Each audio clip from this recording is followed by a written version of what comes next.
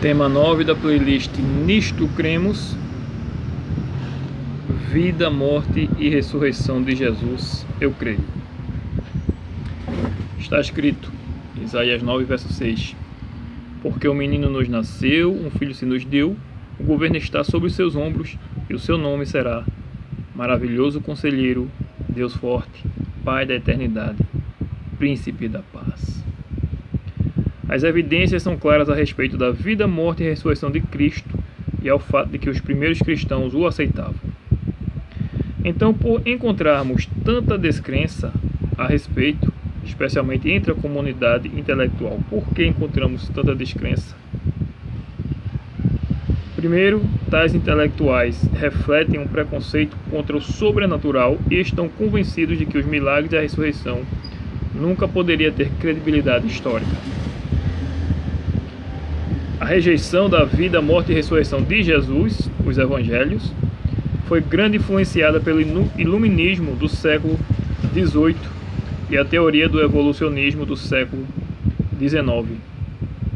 Estes movimentos preparam o clima intelectual para uma investigação crítica dos evangelhos. O racionalismo liberal preferiu acreditar em um Jesus, um simples homem moralista que fez história na Palestina, do que em um Cristo milagrosamente ressuscitado dos evangelhos.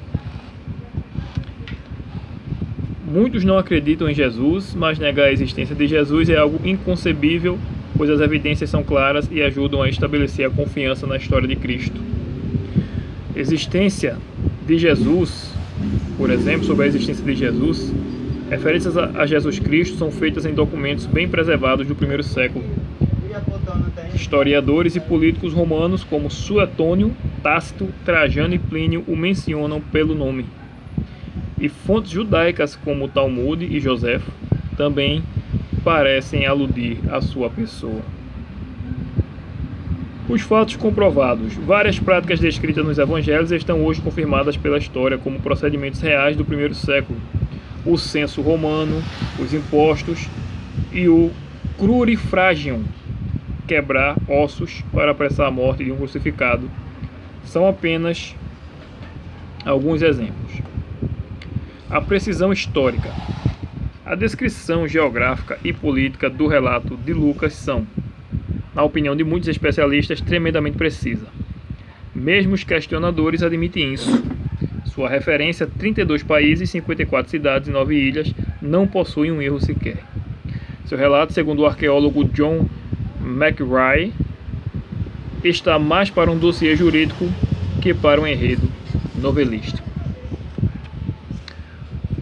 Também temos a nosso favor, a nossa fé, a honestidade literária.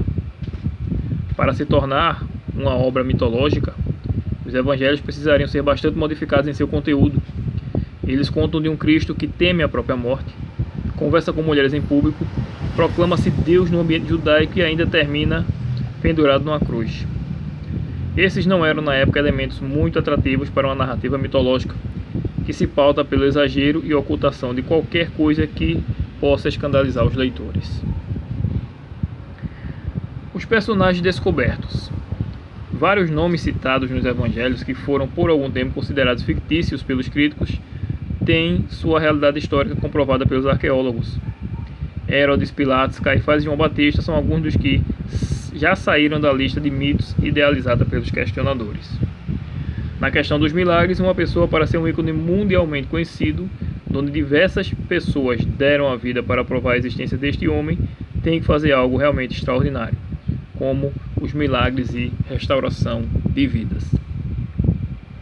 Sobre a morte de Jesus. Jesus foi condenado à morte, a pior morte da época. Somente os piores criminosos da época morreram como Jesus morreu. E com ele ainda foi pior, porque nem todos os criminosos foram os que receberam cravos nos membros.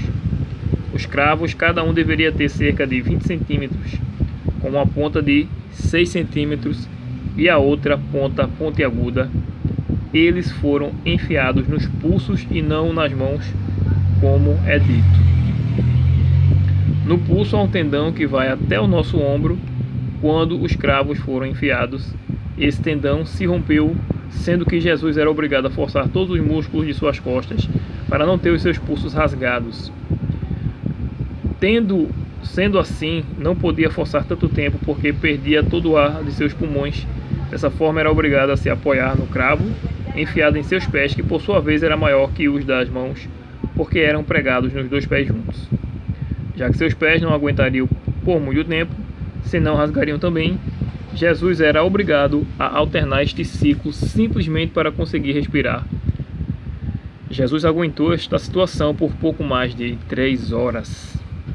Jesus derramou 3,5 litros de sangue, teve cravos enormes enfiados nos membros, uma coroa de espinhos enfiados na cabeça, e também teve um soldado romano que enfiou uma lança em seu tórax, sem falar de toda a humilhação em que passou após ter carregado a sua própria cruz por cerca de 2 quilômetros, com pessoas cuspindo em seu rosto e atirando pedras em seu corpo. Com este sofrido sacrifício de Jesus, Deus provou ao mundo seu amor dando seu Filho e demonstrou sua intenção salvadora, vencendo assim Satanás. Sobre a ressurreição está escrito: derrubem este santuário e em 3 dias o reconstruirei. João 2, verso 19. Anthony Flew, um filósofo ateu e autor de Presupposition of Atheism, ou em português, a presunção do ateísmo, rejeita a ressurreição como um evento histórico, admite que o cristianismo está de pé ou cai na base deste evento. Ele aceita a definição do Novo Testamento de ressurreição como levantar-se dentre os mortos de um modo físico e diz que para ser um crente autêntico a pessoa deve crer na ressurreição corporal, assim como diz a Bíblia. Ele afirma que uma característica distintiva do verdadeiro cristão é a aceitação do fato que a ressurreição realmente aconteceu.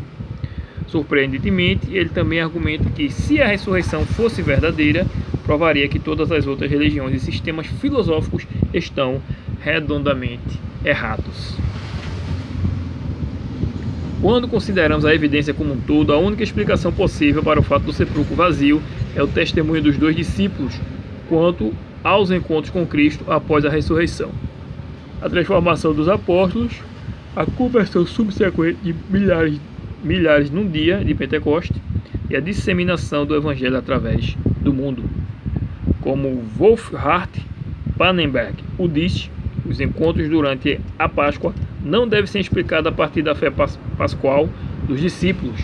Ao contrário, a fé pascual dos discípulos deve ser explicada a partir dos encontros.